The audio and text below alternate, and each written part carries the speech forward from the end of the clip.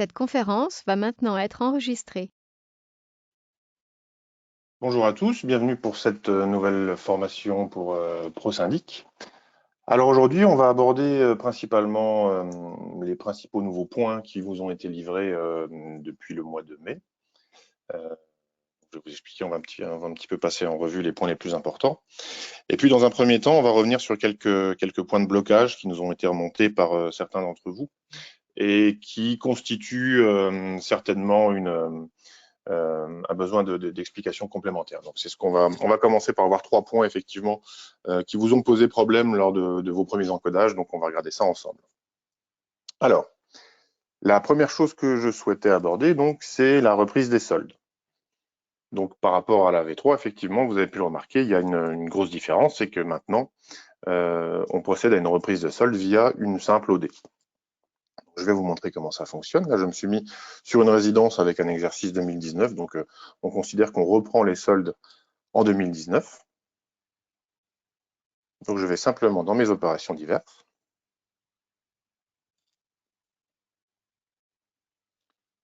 Et je clique sur Nouveau.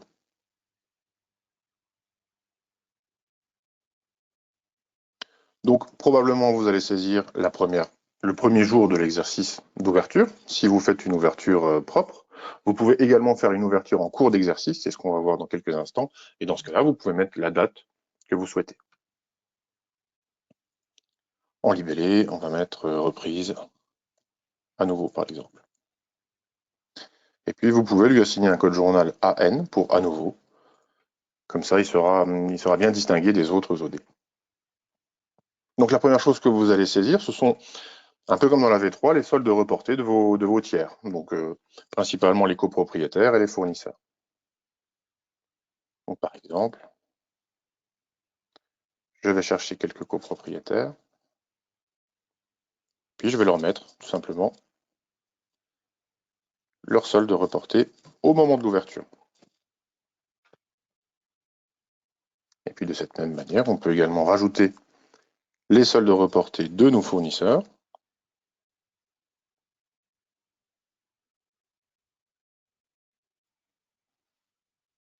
Au crédit, par exemple. Vous pouvez bien évidemment rajouter vos banques. Banque compte courant, par exemple. Etc., etc., etc. Donc, vous allez saisir, en fait, vos soldes reportés sur ce formulaire de saisie d'opérations diverses, pardon.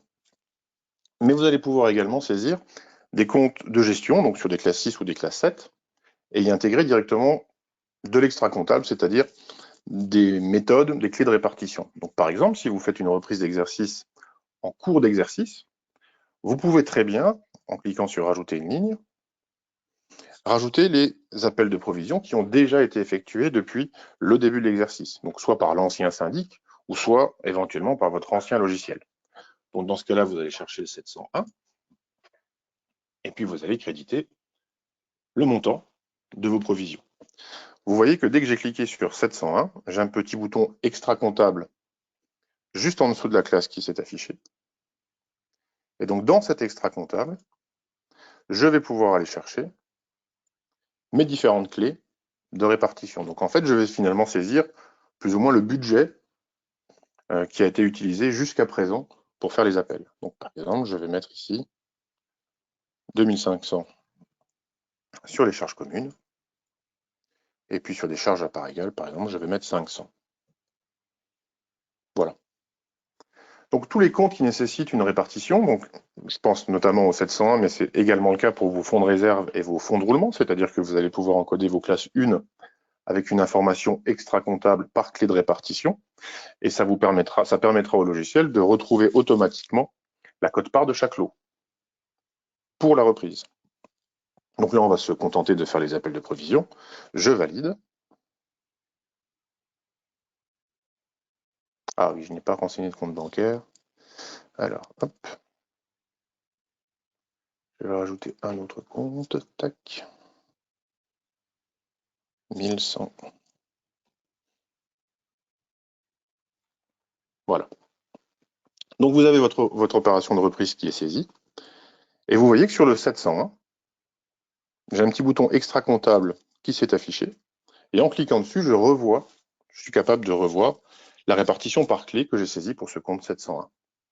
Ce qui veut dire que lorsque vous allez clôturer votre exercice en fin d'année, le logiciel va déjà être capable de comprendre qu'il y a déjà une part d'appel qui a été fait sur un autre logiciel ou par un autre syndic de tel montant par rapport à telle clé. Et donc ça vaut également pour tout ce qui est fonds de réserve. Donc ça, c'est une opération de reprise pour des petites copropriétés. Il se peut aussi que vous ayez à saisir de très longues opérations diverses de reprise d'à nouveau lorsque vous avez des copropriétés qui ont plusieurs dizaines ou plusieurs centaines de copropriétaires. Donc dans ce cas-là, vous pouvez passer par les opérations diverses en cours en cliquant sur ce bouton ici. Et donc là, ça vous propose un second menu d'opérations diverses qui concerne les opérations diverses brouillon.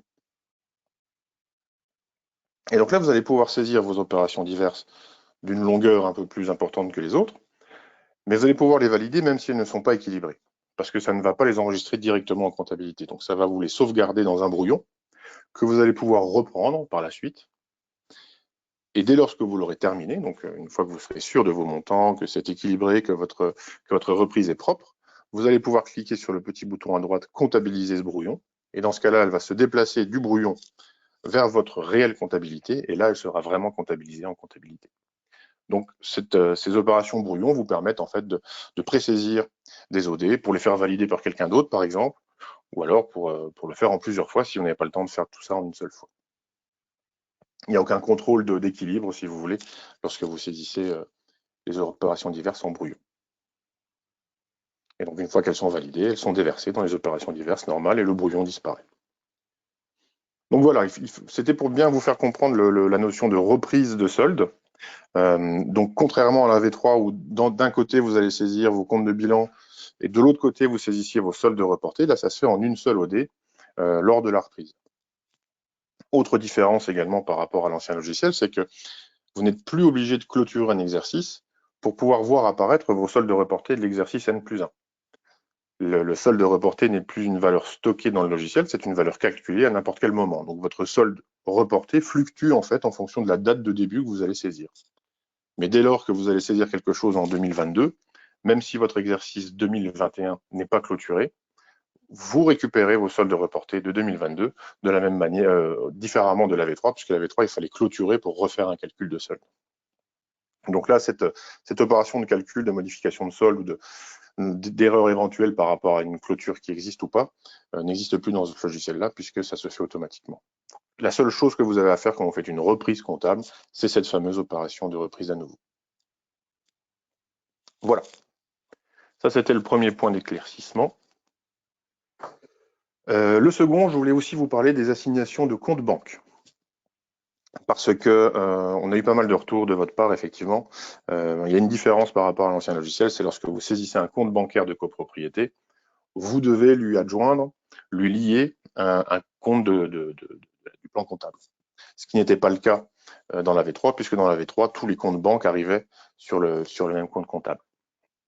Donc, ce qu'on a fait un petit peu pour éviter maintenant de tomber dans ces écueils, c'est qu'on a rendu la saisie de ce compte comptable obligatoire lorsque vous allez saisir un nouveau compte bancaire. Donc, si je vais par exemple dans la partie copropriété, alors évidemment, hein, ça ne concerne que les comptes bancaires de copropriété. Donc, je vais dans le menu copropriété et je rajoute un compte bancaire. Je vais aller chercher un IBAN. Voilà. Vous pouvez décider si c'est un compte réserve ou pas, si c'est le compte par défaut ou pas. Ça n'a pas changé. Par contre, il n'y a pas si longtemps que ça encore, vous aviez la possibilité de valider à ce moment-là, c'est-à-dire que j'ai saisi mon compte bancaire, je valide. Maintenant, ce qu'on a fait, c'est qu'on a rendu obligatoire les deux lignes du bas, vous voyez qu'elles sont surlignées de rouge.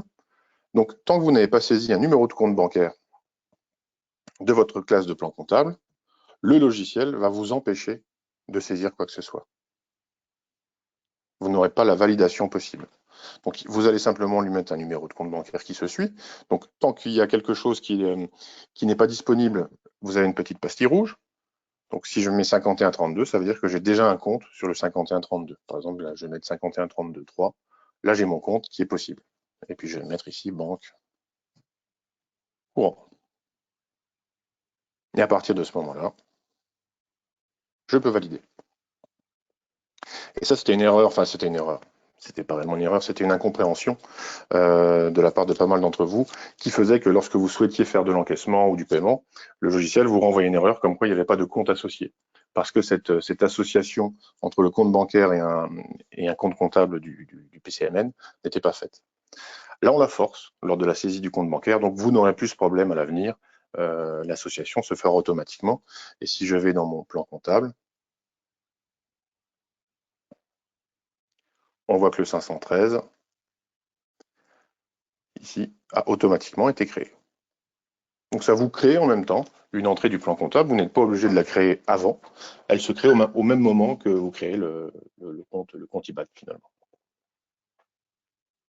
Voilà. Et puis un troisième point sur lequel j'aimerais revenir, qui nous a aussi valu quelques appels de votre part, c'est la constitution d'un budget en y incluant par exemple une part de consommation ou en incluant une part manuelle que vous souhaitez ajouter pour une raison X ou Y qui n'obéit pas forcément à un schéma de répartition strict par rapport à des millièmes par exemple. Donc pour ça, il y a une solution. Il faut simplement aller dans infrastructure, répartition, clé de répartition. Vous allez créer une nouvelle clé. Vous sélectionnez les lots que vous souhaitez imputer. On va enlever les deux parkings, par exemple, on va mettre que les lots principaux. Et donc si par exemple, vous souhaitez y ajouter une part de consommation récupérée sur N-1, il vous suffit de mettre cette part de consommation en valeur absolue directement pour chaque lot. Donc je mets des montants.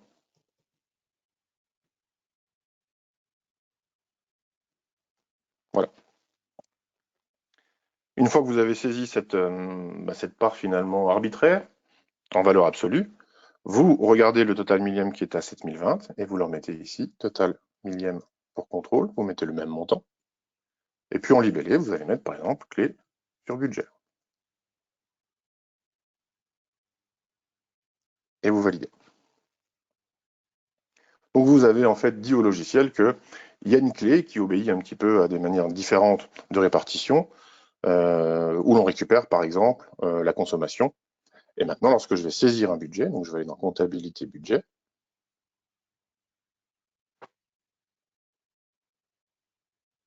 je vais faire mon budget 2020-2019 par exemple.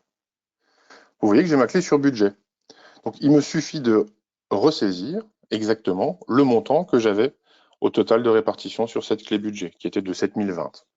Et donc automatiquement, le logiciel sait que sur cette clé budget, il y a 7020 euros à répartir en 7020 parts, et donc ça va faire une répartition en valeur absolue sur vos différents lots. Donc c'est la bonne méthode, c'est une bonne solution pour aller y ajouter vos consommations. Alors en termes d'amélioration, sur les clés, on a déjà rajouté des choses un petit peu plus faciles pour vous faciliter la vie sur la saisie des clés, on y reviendra tout à l'heure. On va rajouter également un bouton qui va vous permettre de rapatrier automatiquement votre consommation de N-1 et en lui proposant par exemple une majoration de quelques pourcents. Et automatiquement, la consommation de N-1 va remonter dans cette clé et les valeurs seront déjà saisies. Donc finalement, vous n'auriez rien à faire que de cliquer sur le bouton récupérer les consommations et ça vous créera cette fameuse clé sur budget pour les consommations. Après, si vous avez d'autres méthodes de calcul qui ne sont pas récupérables par le logiciel, donc là évidemment, il faudra le saisir de manière manuelle. Et donc j'ai une part de clé sur budget, et puis rien ne m'empêche de saisir 5 000 euros sur les charges communes, par exemple, 10 000 euros sur les parts égales, et le budget sera réparti en fonction de toutes ces clés. Étant donné qu'on n'est pas obligé d'indiquer un compte comptable pour le budget, mais simplement une clé, vous pouvez très bien fonctionner de cette manière. Voilà. Donc voilà, c'était les 3 points principaux sur lesquels j'aimerais revenir.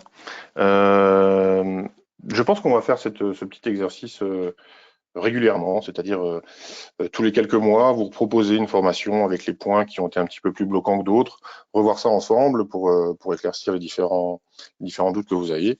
Et puis, dans un second temps, là, on va vous proposer maintenant les différentes évolutions majeures qui ont eu lieu dans le logiciel sur les dernières semaines. Voilà. Donc, on va attaquer maintenant un petit peu les dernières modifications qui ont été faites dans le logiciel. Donc, je commence par une petite aparté, mais je pense que vous l'avez tous vu quand vous êtes sur la page d'accueil. Automatiquement, quand il y a une nouvelle version qui sort, vous avez cette petite fenêtre de notes de version où vous avez un descriptif succinct de toutes les nouveautés qui sont livrées. Donc, vous n'êtes pas obligé de télécharger la version, ça arrive automatiquement sur vos logiciels. Et en parallèle, une fois par semaine ou une fois toutes les 2 semaines, vous recevez un mail qui vous explique un petit peu les différentes évolutions. Une fois que vous avez lu cette note de version, si vous ne souhaitez plus qu'elle apparaisse, vous cliquez simplement sur « J'ai lu la note de version » et vous ne serez plus embêté par cette pop-up jusqu'à une nouvelle mise à jour. Dans ce cas-là, il faudra recliquer sur « J'ai lu la dernière version ». Donc, vous voyez, depuis le mois de mai, on a déjà sorti 19 versions majeures, plus des versions mineures qui n'apparaissent pas dans les notes de version, mais qui corrigent certains points, qui en améliorent d'autres.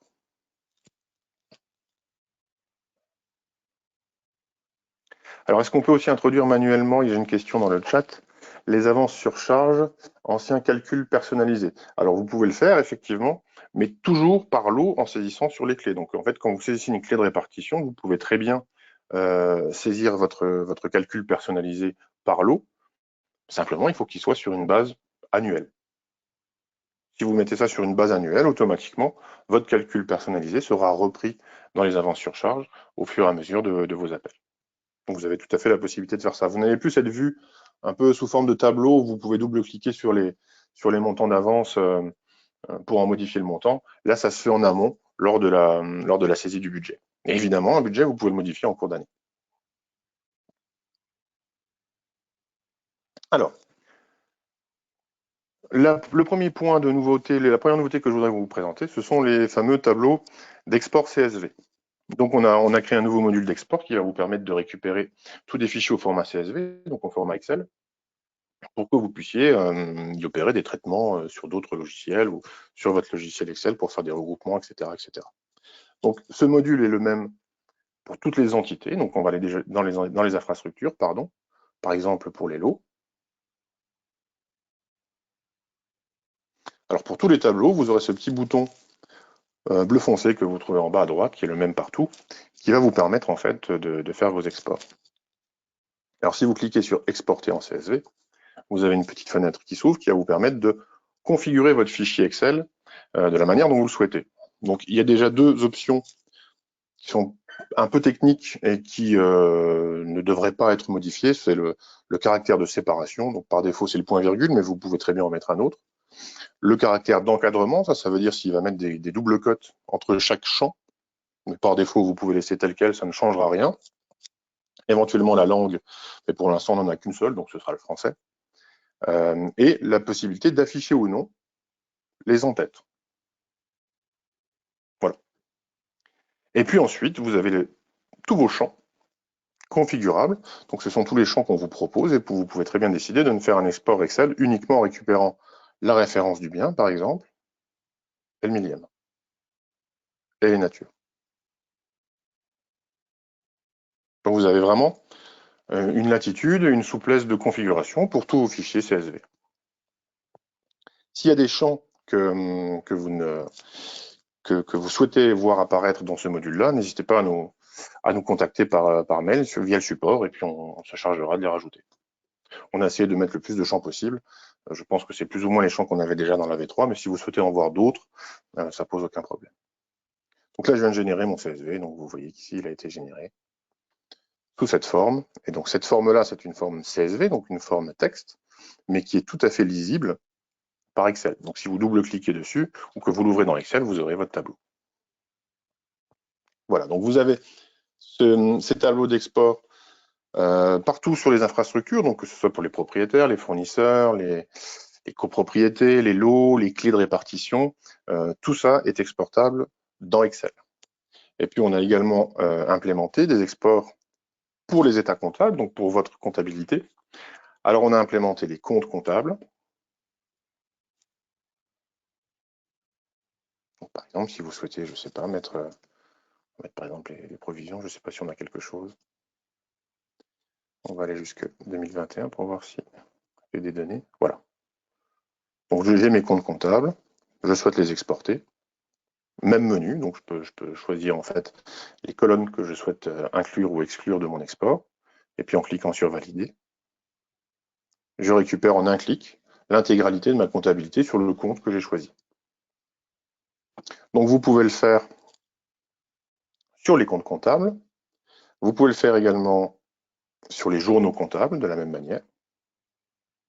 Alors, est-ce que j'ai quelque chose de valide? Hop.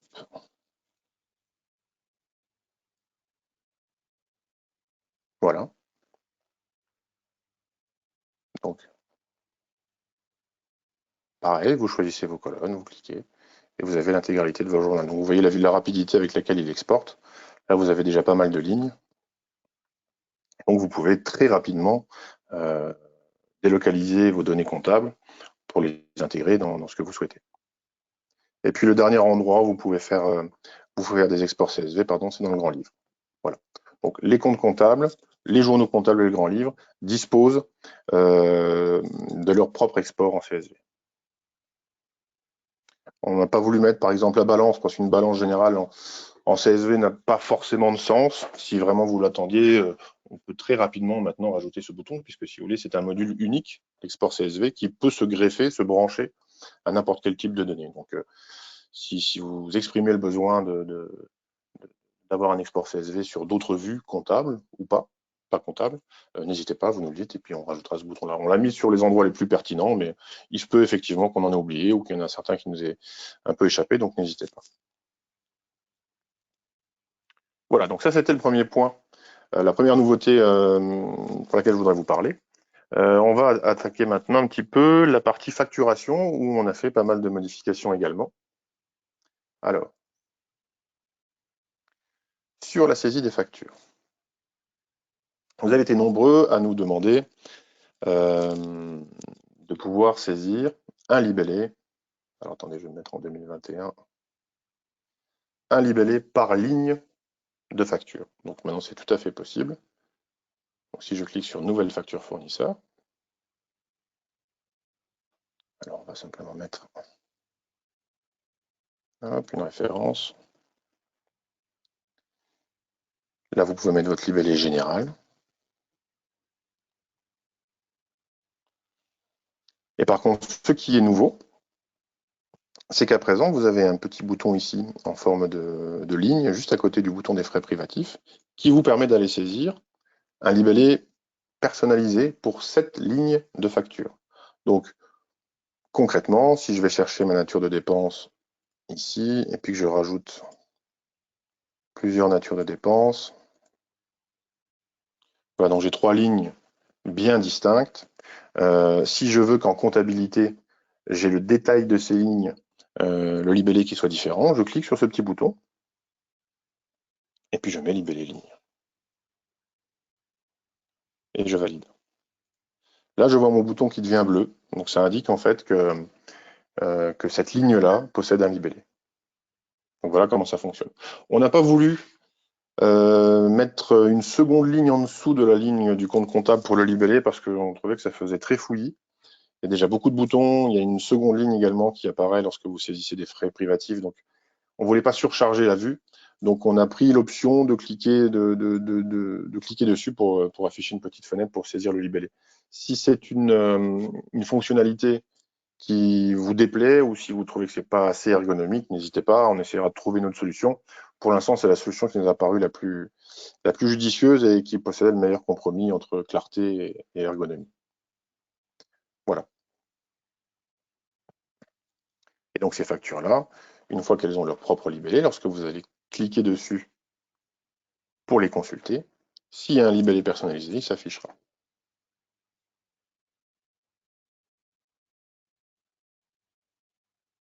Donc là, ce n'est pas le cas, vous voyez, ce sont des vieilles factures qui ont été saisies sans libellé, donc je n'ai pas libellé. Ça m'amène au deuxième point, un gros point de modification qui a été fait, concernant la possibilité, donc ça vous étiez nombreux à nous le demander, de pouvoir modifier une facture quel que soit le champ qu'on souhaite modifier. Donc, vous savez que dans ce logiciel-là, une fois qu'une ligne comptable est saisie dans le logiciel, vous n'avez plus possibilité de la supprimer physiquement, ça n'est plus possible. Tout se fait par contrepassation. Donc, si vous souhaitiez supprimer une facture, c'était une contrepassation qui se faisait. Alors, pour vous, c'était complètement transparent, puisque les contrepassations n'apparaissent pas dans le logiciel, donc c'est exactement le même comportement qu'une suppression. Sauf que vous gardez trace de cette suppression via la contrepassation. Donc, si vous avez un contrôle au compte, vous pouvez très bien prouver tout ce que vous avez supprimé. Et donc là, on a fait la même chose pour la modification. Donc, lorsque vous rentrez dans le détail d'une facture déjà saisie, tel que ici, vous êtes sur un masque de consultation. Vous voyez qu'il y a un petit panneau rouge sur le curseur qui m'empêche en fait d'aller saisir quoi que ce soit. Maintenant, il y a un bouton orange ici qui s'appelle débloquer la facture. Donc, si vous débloquez cette facture-là, simplement, ça va changer le masque de saisie et ça va vous rendre disponible la modification. Donc, vous pouvez absolument tout modifier. Donc, rajouter des comptes comptables, modifier les comptes comptables, modifier les montants, modifier la date, le fournisseur, vous pouvez absolument tout modifier. Derrière, c'est une contrepassation également, donc vous ne la voyez pas, mais la facture originale est contrepassée par la nouvelle en gardant la même référence interne. C'est-à-dire que la référence interne est archivée et on garde la même, ce qui vous empêche enfin, ce qui vous provoque une réelle modification puisque la référence de la facture reste la même, tout comme la référence facture. Donc c'est une modification, la facture reste la même, simplement vous pouvez tout modifier. Il y a une seule contrainte qu'on vous impose, c'est que si vous souhaitez modifier le montant d'une facture et que cette facture a déjà été réglée, le logiciel vous en empêche. Pour éviter justement du lettrage et de la ventilation, on va dire, un petit peu aléatoire. À partir du moment où une facture est payée, on ne peut plus en modifier le montant. Si vous souhaitez modifier le montant d'une facture payée, le logiciel va vous inviter à supprimer d'abord le montant et ensuite modifier la facture. Là, vous aurez la possibilité de le faire. Donc voilà pour tout ce qui est partie facturation, donc le libellé par ligne, ainsi que la possibilité de modifier tous les champs d'une facture. Voilà.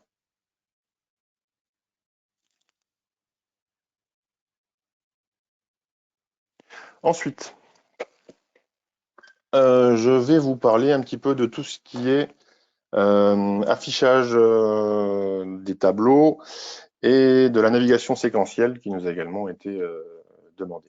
Donc la navigation séquentielle, je vais vous montrer ce que c'est. C'est lorsque vous êtes dans le détail, dans la fiche d'un lot, ou de n'importe quelle entité, hein, je pense que sur les copropriétaires également, ça fonctionne. Vous pouvez, via ces deux petites flèches qui sont en haut, gauche-droite, naviguer sur vos différents lots sans revenir sur la page d'accueil, sur le tableau original. Donc vous pouvez passer en revue tous vos lots de cette manière. Et puis on vous a laissé évidemment cette petite flèche retour qui, elle, vous permet de revenir au tableau sur la page d'accueil. Et donc en plus de ça, on vous propose désormais sur la totalité des tableaux de listing d'infrastructures un tri par colonne. Donc si vous souhaitez trier par exemple par référence ou par nature de bien par exemple, donc vous pouvez avoir un tri ascendant ou un tri descendant. Vous pouvez me trier par bâtiment. Enfin, toutes les colonnes sont triables sur tous les tableaux d'infrastructure du logiciel. Et donc si vous décidez de faire un tri par exemple sur nature de bien, ce tri-là sera pris en compte, sera gardé en mémoire lors de votre navigation séquentielle. C'est-à-dire que si j'ai fait un tri, par exemple, sur nature de bien et que j'avance, j'aurai d'abord un tri sur mes natures de bien, donc j'ai le parking, et puis ensuite j'aurai les autres. Donc on a une mise en mémoire du critère de tri, qui non seulement est repris lorsque vous revenez sur la page d'accueil, mais également dans la navigation séquentielle. Si vous vous déconnectez du logiciel et que vous revenez, vos tableaux seront triés de la même manière que vous l'avez défini juste avant la déconnexion. C'est-à-dire qu'il y a une mise en mémoire de vos critères de tri sur tous les tableaux. Alors ça, ça se stocke par utilisateur, donc vous pouvez chacun définir vos propres critères de tri pour tous les tableaux que vous souhaitez. Voilà. Alors, je regarde un petit peu ce que je vais vous montrer ensuite. Alors, également, au niveau de la saisie du financier, donc on vous a rajouté, ça c'était déjà depuis quasiment le début, les fameux numéros d'extrait, mais il est vrai que les numéros d'extrait ne figuraient pas dans les différents états comptables. Donc ce qu'on a fait, c'est qu'on a rajouté ces numéros d'extrait, puis on a proposé également une recherche par extrait. Donc, où ça se passe? Ça se passe dans les journaux comptables.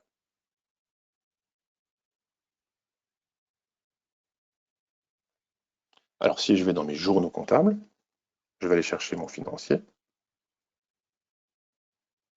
Voilà. Donc là, j'ai mes écritures de financier et j'ai mes numéros d'extrait qui apparaissent ici, si toutefois j'ai saisi des extraits. Donc là, on voit bien que j'ai l'extrait 001. Je peux très bien faire une recherche par extrait et il va me sortir uniquement les extraits 001. Donc dès que vous saisissez un extrait dans le financier, il va se stocker, il va remonter au niveau des journaux comptables et vous allez pouvoir faire une recherche par extrait. Donc ça, si vous voulez, c'est la première étape de cette évolution. Donc l'affichage de numéros d'extrait ainsi que le filtre par extrait. On va vous proposer d'ici peu de temps, je pense avant la fin de l'année, une vue enrichie de tout ce qui est saisie financière, donc que ce soit opération de paiement ou d'encaissement, donc avec un tri par extrait, de la recherche par extrait, une présentation beaucoup plus adaptée par numéro d'extrait avec un solde initial et puis un solde final. Donc voilà, un petit peu comme ce que vous avez dans la V3, mais d'une manière un peu plus complète et puis un petit peu plus performante. C'est une vue qui va être reprise et qui va bientôt vous être proposée, au même titre d'ailleurs que la fameuse vue facturation que vous avez dans la V3, où vous avez en exergue les factures d'achat, de charge, et puis les factures d'avance, pour avoir une vue un petit peu globalisée des mouvements de sortie et d'entrée que vous avez dans le logiciel. Donc ça, ce sont des vues qui existaient dans la V3, qui vont être reprises dans ProSyndic, d'une manière identique, mais on va essayer surtout de l'enrichir et de la rendre bien plus lisible que ce qu'elle n'était dans la V3.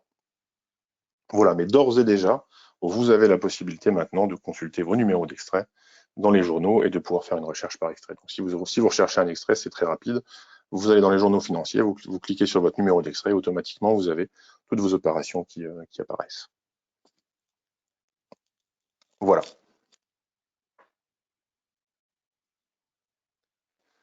Ensuite, on a rajouté pas mal de helpers, de fonctionnalités de facilité de saisie sur les clés de répartition.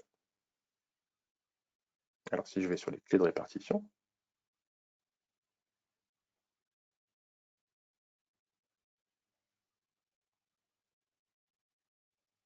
alors là ce sera peut-être un peu moins probant parce qu'on est sur une copropriété de démonstration où il y a une dizaine de lots. C'est surtout important et intéressant sur les grosses copropriétés. Donc par exemple, on va mettre clé sur lots principaux. Donc vous avez deux filtres sur la droite maintenant qui apparaissent. Donc depuis déjà pas mal de temps, vous avez les filtres par bâtiment. Donc si vous choisissez par exemple le bâtiment A, automatiquement, la fenêtre du milieu va ne vous afficher que les lots du bâtiment A. De la même manière, vous pouvez faire un filtre sur le bâtiment B, vous cliquez sur tous vos lots et vous avez automatiquement tous les lots du bâtiment B. Et donc cette clé-là aura en plus l'attribut bâtiment B. Donc quand vous êtes dans le listing des clés, vous voyez qu'on a une clé qui est bien liée à un bâtiment, donc cette information est sauvegardée.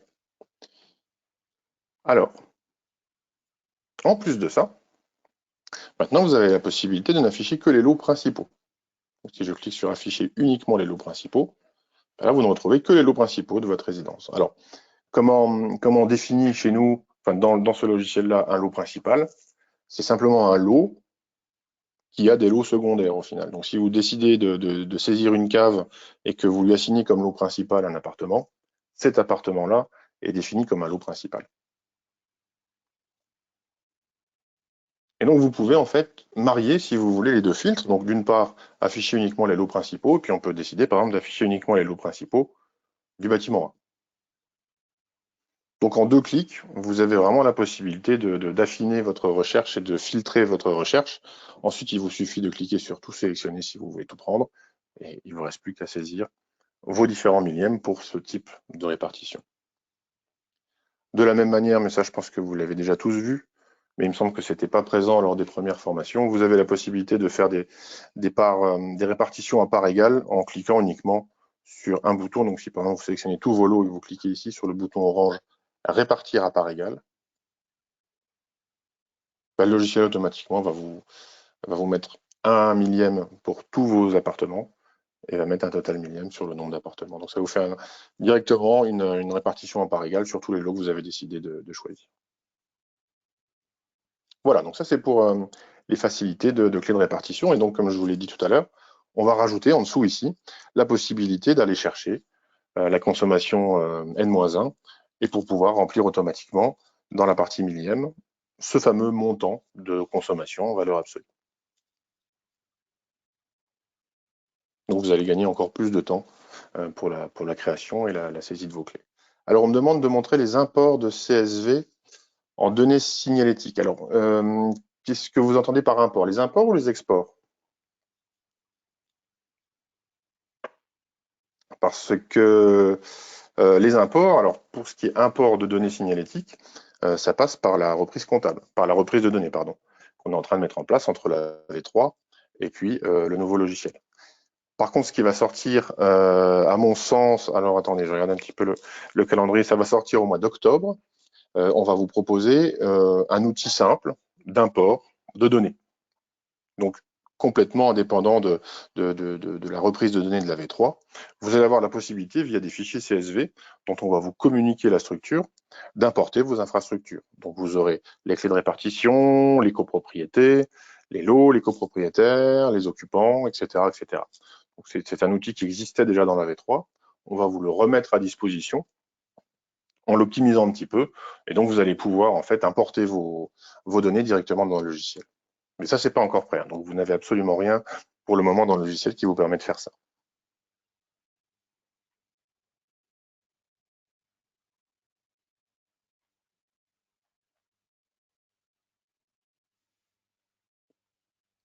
Oui, donc effectivement, c'est ça. C'est un outil qui va surtout vous aider lorsque vous allez reprendre des nouvelles copropriétés en cours. Si vous avez récupéré les données sous forme de fichier Excel, bah, vous allez pouvoir mettre. Alors par contre, effectivement, il va falloir respecter la structure qu'on va vous communiquer, c'est-à-dire l'ordre des colonnes pour chacune des entités pour que ça puisse coller et rentrer bien dans les rails du système d'import. Mais voilà, ça arrive pour le mois d'octobre. Donc voilà pour les facilités de saisie des clés de répartition. Il me reste à vous montrer un dernier point assez important qui concerne les imputations de frais bancaires. Alors je vais vous expliquer un petit peu comment ça tourne. Donc ça, c'est une demande unanime qu'on a eue. Donc c'est effectivement de remettre la possibilité, lors de paiement de banque, d'imputer autre chose qu'un propriétaire ou un fournisseur. Donc, ce module-là, si vous voulez, ce module d'imputation sur d'autres comptes que les comptes tiers, il est en place dans le logiciel et on va vous le propager step by step. Donc, la première chose, et ça vous l'avez tous dans le logiciel, c'est déjà l'implémentation des frais bancaires. Donc, si par exemple je mets ici un paiement, on va aller chercher un fournisseur.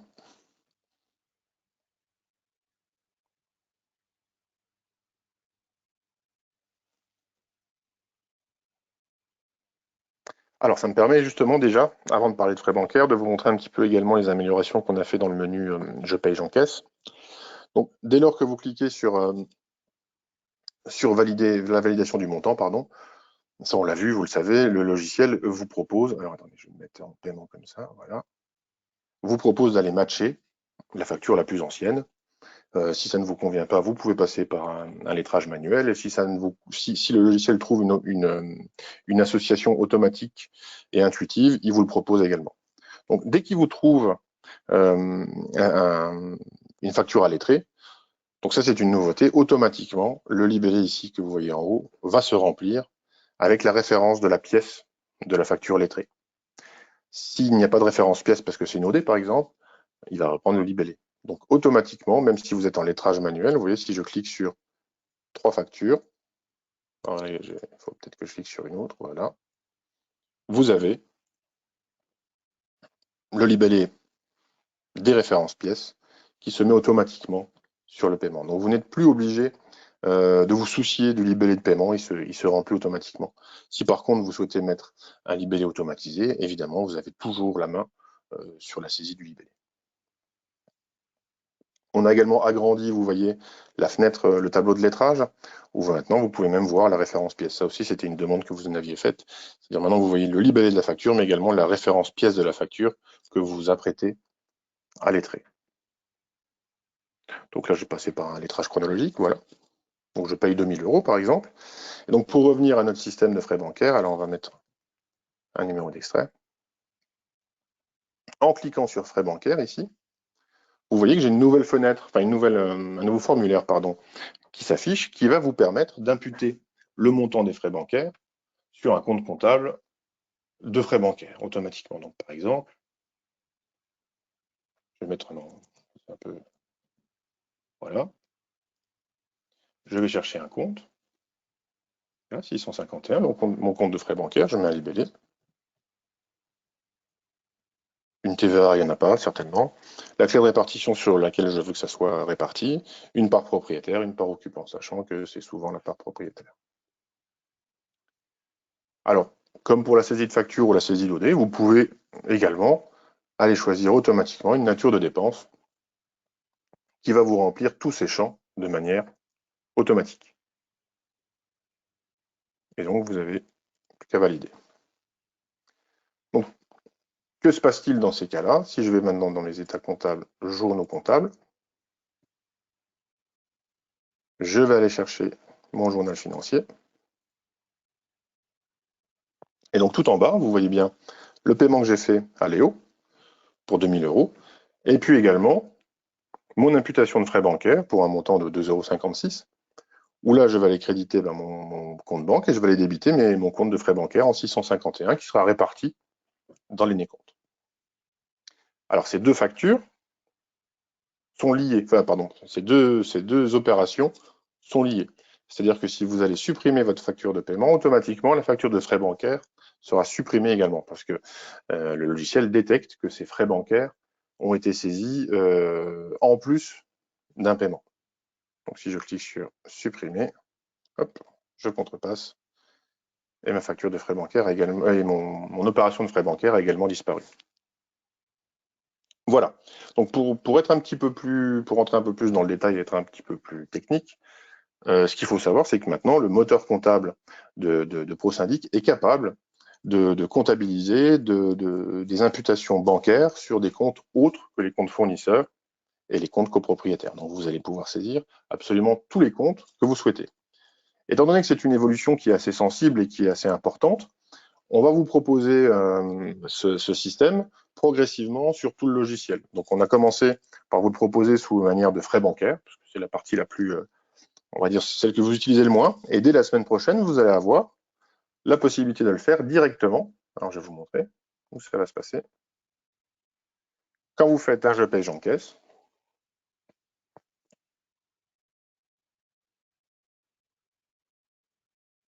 ici, donc sur la partie concerne, non seulement vous allez pouvoir saisir un nom de copropriétaire ou un nom de fournisseur tel que c'est le cas actuellement, mais vous allez pouvoir également aller saisir un compte de classe 6, un compte de classe 1, un compte de classe 4, tous les comptes imputables comptablement parlant.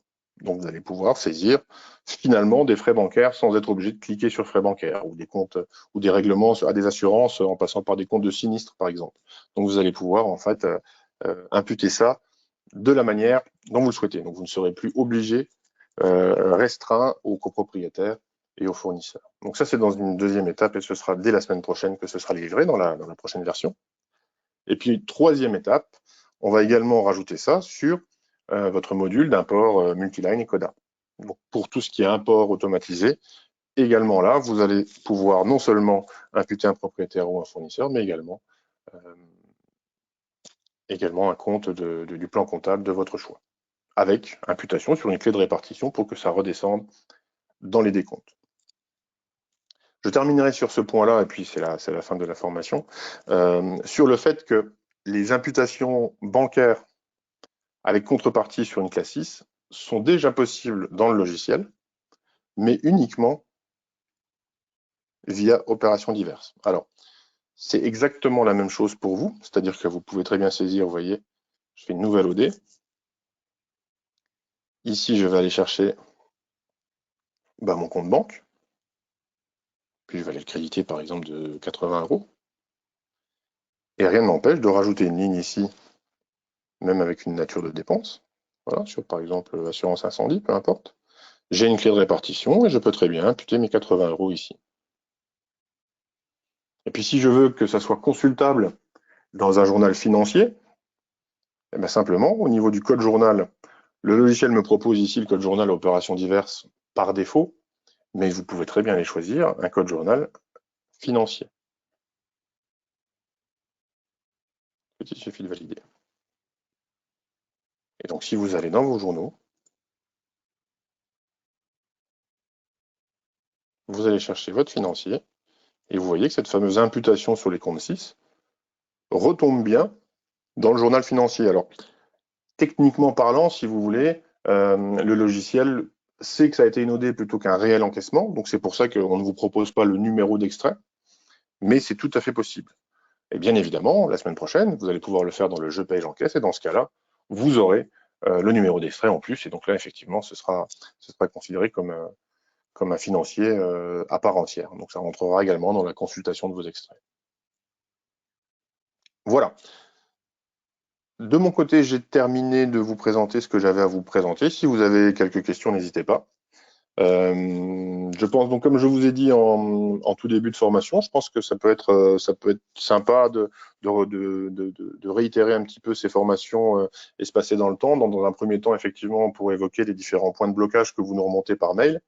Je trouve que c'est plus sympa quand même de vous l'expliquer directement via le webinar. On prend le temps de voir ça ensemble. Et puis ensuite, consacrer la deuxième partie de la formation à la présentation des nouveaux éléments qui vous ont peut-être échappé ou dont vous n'avez pas tout à fait bien compris le fonctionnement. Je pense que ça peut être une bonne idée de faire ça assez régulièrement pour vous tenir informé de l'évolution du logiciel et puis de notre part aussi de vous faciliter l'utilisation en vous éclaircissant sur les différents points que vous n'auriez pas bien compris. Voilà.